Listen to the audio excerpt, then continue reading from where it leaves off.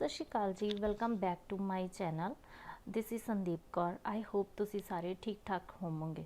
अज video बनाने का topic है that how I got my PR। मैं किहड़े स्टैप्स नूं फॉलो किया एंड की प्रोसैस रहा। सो स्टार्ट करते हैं कि मैं अपनी स्टडी जिहड़ी 2019 दे विच 13 दसंबर नूं कंप्लीट कीती सी। उस तो बाद मैनू कॉलेज वालों सारे डॉकूमेंट्स मिलण नूं ऑलमोस्ट 1 मंथ लग गया सीगा। फिर सानू जनवरी लास्ट वीक दे विच ईमेल आई कि तुहाडे डॉकूमेंट्स रेडी ने, इस दे विच डिग्री ट्रांसक्रिप्ट्स वगैरह सीगियां इनकलूडड कि तुसी कॉलेज तो आके पिक कर लो। असी ओह गए, उत्थों पिक की। वैसे तो कन्वोकेशन होंदी है but because of covid sari convocation cancel हो गई सी।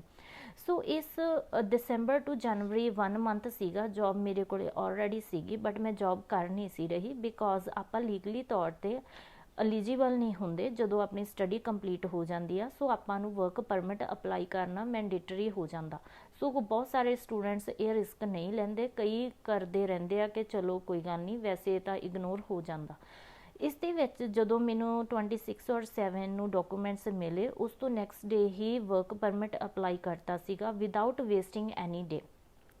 इसका सब तो वड्डा कारण एक ये भी सीगा कि जदों मैं अपना वर्क परमिट अपलाई करना सी, मैं मेरे स्पाउस मेरे नाल ने। सो वो भी तां ही अपलाई कर सकते सी अगर मैं पहला अपना अपलाई किया हुंदा एंड मेरे कोले जॉब हुंदी।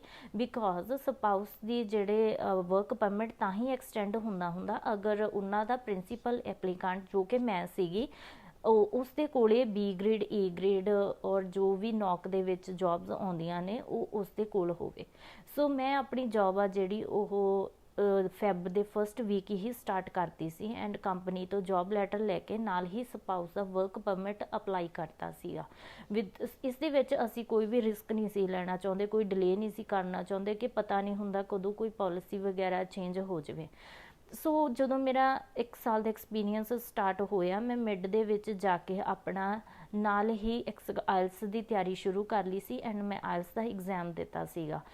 सो इस दे मेरे को ऑलरेडी स्कोर सीगे एंड इस तो बाद नाल दी नाल मैं अपनी जिहड़ी डिग्री सीगी आपां इवैल्यूएट कराने हुंदे आ। इंडिया की डिग्री अगर तुसी मास्टर कीती आ, बैचलर कीती आ, तां उस दे अकॉर्डिंग तुहानूं इत्थे अपने एक प्रोसैस फॉलो करना पैंदा ECA का।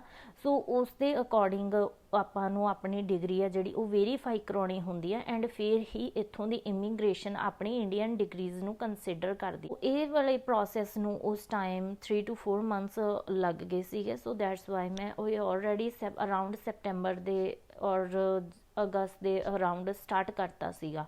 सो जदों नूं मेरा एक्सपीरियंस कंप्लीट होना सी उदों तक मेरे को ये डॉकूमेंट्स जिहड़ा आ चुकिया सीगा फाइनल आउटपुट इसकी। सो जदों मैं अपना IELTS भी कंप्लीट कर चुकी सी एंड डिग्री भी मेरे कोल सीगी। सो हुण वेट कर रहे सीगे कि एक्सपीरियंस जल्द तो जल्द कंप्लीट हो जाए। मैं अपना एक ड्यूरिंग एक्सपीरियंस मैनूं एक होर जॉब भी मिल गई सीगी जिसनूं भी मैं मना नहीं सी कीता एंड मैं उस ते भी वर्क करती रही सी। बहुत सारे स्टूडेंट्स नूं ये डाउट हो जाता कि वो अराउंड 70 आवर्स वर्क कर सकते हैं, 70 75। यस मैं कीता सीगा, मैनू कोई प्रॉब्लम नहीं सी आई हैगी एंड मैनू नहीं लगता कि इस दे नाल आवर्स दे विच कोई प्रॉब्लम होंदी है। मैं बहुत सारे नाल कंसल्ट भी कीता सी कि कोई इदां दी दिक्कत आ सकदी आ, तां मैनू काफ़ी जगह तो रिस्पॉन्स मिलिया सीगा कि तुसीं हुण वर्क परमिट हो एंड तुसीं फुल टाइम वर्क लई एलिजिबल हो। सो ये तुहाडे ते आ कि तुसीं किन्ना काम कर सकदे हो, गवर्नमेंट नूं इस तो कोई प्रॉब्लम नहीं। सो दैट्स वाई मैं अपनी सैकेंड जॉब भी आ जिहड़ी वो नाल कंटीन्यू रखी सीगी, मैनू कोई प्रॉब्लम नहीं सी आई इस दे विच।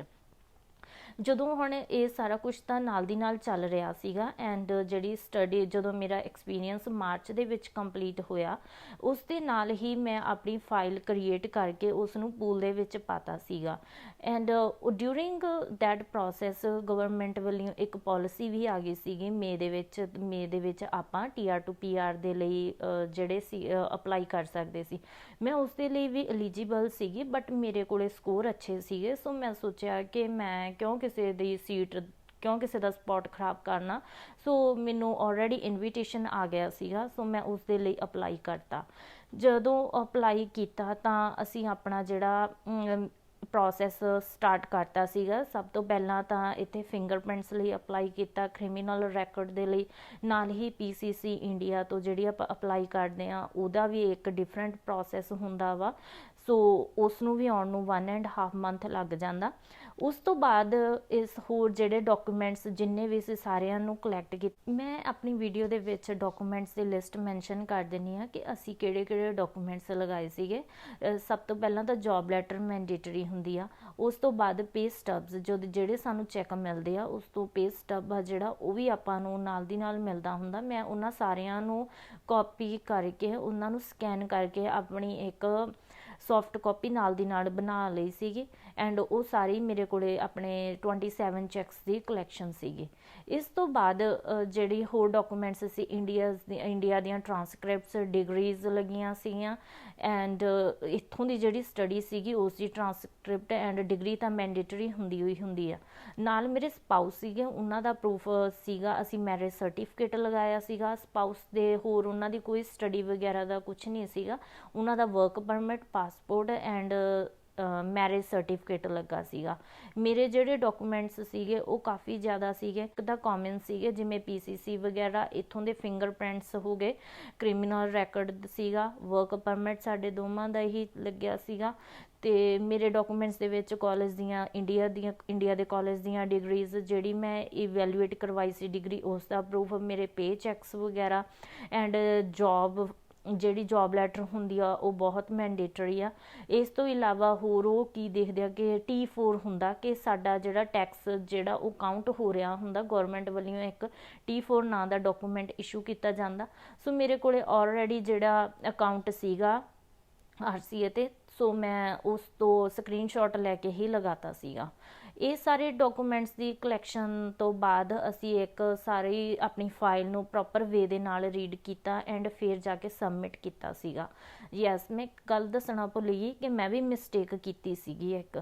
ਜਦੋਂ ਮੈਂ ਆਪਣਾ ਐਕਸਪੀਰੀਅੰਸ ਲਿਖ ਰਹੀ ਸੀਗੀ ਫਾਈਲ ਦੇ ਵਿੱਚ, ਤਾਂ ਮੈਂ ਬਾਈ ਮਿਸਟੇਕ, ਜਦੋਂ ਮੇਰੀ ਸਟੱਡੀ ਕੰਪਲੀਟ ਹੋਈ ਸੀ ਦਸੰਬਰ 2019 'ਚ, ਤਾਂ ਮੈਂ ਆਪਣੇ ਐਕਸਪੀਰੀਅੰਸ ਦੀ ਡੇਟ ਉੱਥੋਂ ਹੀ ਸਟਾਰਟ ਕਰਤੀ ਸੀਗੀ ਕਿ ਮੈਂ 2019 ਤੋਂ ਐਕਸਪੀਰੀਅੰਸ ਕਰ ਰਹੀ ਹਾਂ, ਵਿਚ ਵਾਜ਼ ਰੋਂਗ। ਕਿਉਂਕਿ ਇਹ ਕਾफ़ੀ ਵੱਡੀ ਮਿਸਟੇਕ ਸੀਗੀ। ਮੇਰਾ ਐਕਸਪੀਰੀਅੰਸ ਹੀ 2 ਸਾਲ ਦਾ ਉਹ ਕਾਊਂਟ ਕਰਨ ਲੱਗ ਗਿਆ ਸੀਗਾ ਕੈਲਕੂਲੇਟਰ। ਸੋ ਮੈਂ ਉਸ ਟਾਈਮ ਬਿਲਕੁਲ ਮਾਈਂਡ 'ਚ ਨਹੀਂ ਆਇਆ ਕਿ ਕਿਉਂ ਕੈਲਕੂਲੇਟ ਕਰ ਰਿਹਾ ਐਂਡ ਮੈਂ ਆਪਣੇ ਫਾਈਲ ਆ ਉਹ ਪੂਲ ਦੇ ਵਿੱਚ ਪਾਤੀ ਸੀਗੇ ਐਂਡ ਮੈਨੂੰ ਇਨਵੀਟੇਸ਼ਨ ਵੀ ਆ ਗਿਆ ਸੀਗਾ। ਸੋ ਜਦੋਂ ਦੇਖਿਆ ਕਿ ਮੇਰੇ ਸਕੋਰ ਜ਼ਿਆਦਾ ਹੀ ਬਣ ਰਹੇ ਸੀਗੇ, ਅਰਾਊਂਡ 470 ਇੱਥੇ ਤੱਕ ਸੀਗੇ, ਸੋ ਉਹ ਫਿਰ ਮੈਨੂੰ ਇੱਕਦਮ ਮਾਈਂਡ ਦੇ ਵਿੱਚ ਆਇਆ ਕਿ ਕੋਈ ਮਿਸਟੇਕ ਆ। ਸੋ ਉਹ ਵਾਲਾ ਸਾਨੂੰ ਜਿਹੜਾ ਇਨਵੀਟੇਸ਼ਨ ਸੀ ਡਿਨਾਈ ਕਰਨਾ ਪਿਆ। So be careful with your all documents. ਪਤਾ ਨਹੀਂ ਹੁੰਦਾ, ਕਈ ਵਾਰੀ ਸਾਡੀ ਇੱਕ ਛੋਟੀ ਜਿਹੀ ਗਲਤੀ ਹੈ ਜਿਹੜੀ ਉਹ ਰਿਜੈਕਸ਼ਨ ਦਾ ਕਾਰਨ ਹੋ ਸਕਦੀ ਆ। ਖਾਸ ਤੌਰ 'ਤੇ ਧਿਆਨ ਆਪਣੀ ਜੌਬ ਲੈਟਰ ਦਾ, ਐਕਸਪੀਰੀਅੰਸ ਡੇਟਸ ਦਾ ਧਿਆਨ ਰੱਖਣਾ ਬਹੁਤ ਜ਼ਿਆਦਾ ਜ਼ਰੂਰੀ ਹੁੰਦਾ, ਕਿਉਂਕਿ ਉਹ ਮੇਨ ਇਸ ਨੂੰ ਹੀ ਚੈੱਕ ਕਰਦੇ ਆ ਐਂਡ ਜੌਬ ਡਿਊਟੀਜ਼ ਵਗੈਰਾ। ਸੋ ਇਹਨਾਂ ਸਾਰੀਆਂ ਚੀਜ਼ਾਂ ਨੂੰ ਤੁਸੀਂ ਪਹਿਲਾਂ ਤੋਂ ਹੀ ਆਪਣੇ ਧਿਆਨ ਵਿੱਚ ਰੱਖੋ ਐਂਡ ਜੋ ਵੀ ਤੁਹਾਨੂੰ ਪੇ ਸਟੱਬ ਵਗੈਰਾ ਕੁਝ ਵੀ ਮਿਲਦਾ, ਉਹਨਾਂ ਨੂੰ ਇਹ ਨਾ ਹੋਵੇ ਕਿ ਕੋਈ ਮਿਸਪਲੇਸ ਹੋ ਜਾਵੇ। ਸੋ ਨਾਲ ਦੀ ਨਾਲ ਉਹਨਾਂ ਦੀ ਪਿਕਚਰ ਲੈ ਕੇ ਇੱਕ ਸੌਫਟ ਕਾਪੀ ਤਿਆਰ ਕਰਦੇ ਜਾਵੋ। ਮੈਂ ਆਪਣੇ ਜੋ ਡਾਕੂਮੈਂਟਸ ਮੈਂ ਕਿੱਦਾਂ ਹੈਂਡਲ ਕੀਤੇ ਸੀਗੇ ਕਿ ਕੋਈ ਚੀਜ਼ ਮੇਰੇ ਤੋਂ ਸਕਿਪ ਨਾ ਹੋ ਜਾਏ, ਮੈਂ ਗੂਗਲ ਡਰਾਈਵ ਦੇ ਵਿੱਚ ਫੋਲਡਰ ਬਣਾਇਆ। ਉਸ ਦੇ ਵਿੱਚ ਜਾ ਕੇ ਮੈਂ ਆਪਣੇ ਨੇਮ ਦੀ, ਆਪਣੀਆਂ ਡਿਗਰੀਜ਼ ਦੇ ਫੋਲਡਰ, ਸਬ ਫੋਲਡਰਸ ਬਣਾਏ। ਸਾਰੇ ਡਾਕੂਮੈਂਟਸ 1 ਬਾਏ 1 ਕਰਕੇ ਸਾਰਿਆਂ ਦੇ ਸਾਰਿਆਂ ਨੂੰ ਮੈਂ ਇੱਕ ਪ੍ਰੋਪਰ ਫੋਲਡਰ ਦੇ ਵਿੱਚ ਪਾ ਕੇ ਰੱਖਿਆ ਸੀ, ਤਾਂ ਕਿ ਜਦੋਂ ਮੈਂ ਆਪਣੇ ਕੰਸਲਟੈਂਟ ਕੋਲ ਜਾਵਾਂ ਐਂਡ ਉਹ ਮੇਰੇ ਤੋਂ ਡਾਕੂਮੈਂਟ ਪੁੱਛੇ ਤਾਂ 1 ਬਾਏ 1 ਮੈਨੂੰ ਵੀ ਲੱਭ ਕੇ ਨਾ ਦੇਣੇ ਪੈਣ। ਅਸੀਂ ਫੋਲਡਰ 'ਤੇ ਕਲਿੱਕ ਕਰੀਏ ਐਂਡ ਡਾਕੂਮੈਂਟ ਡਾਊਨਲੋਡ ਕਰੀਏ ਐਂਡ ਆਪਣੀ ਜਿਹੜੀ ਪ੍ਰੋਫਾਈਲ ਆ ਉਸ ਦੇ ਉੱਪਰ ਜਾ ਕੇ ਅਪਲੋਡ ਕਰ ਦਈਏ। ਸੋ ਇਹ ਵਾਲੇ ਪ੍ਰੋਸੈਸ ਨੇ ਮੈਨੂੰ ਬਹੁਤ ਜ਼ਿਆਦਾ ਹੈਲਪ ਕੀਤੀ ਸੀ। ਆਈ ਹੋਪ ਕਿ ਤੁਹਾਨੂੰ ਇਹ ਮੇਰੀ ਵੀਡੀਓ ਵਧੀਆ ਲੱਗੀ ਹੋਏਗੀ। ਅਗਰ ਤੁਹਾਨੂੰ ਕਿਸੇ ਵੀ ਤਰ੍ਹਾਂ ਦੀ ਇਨਫੋਰਮੇਸ਼ਨ ਚਾਹੀਦੀ ਆ, PR process or anything, just do let me know in the comment section below. And thank you so much for watching my video. Bye bye.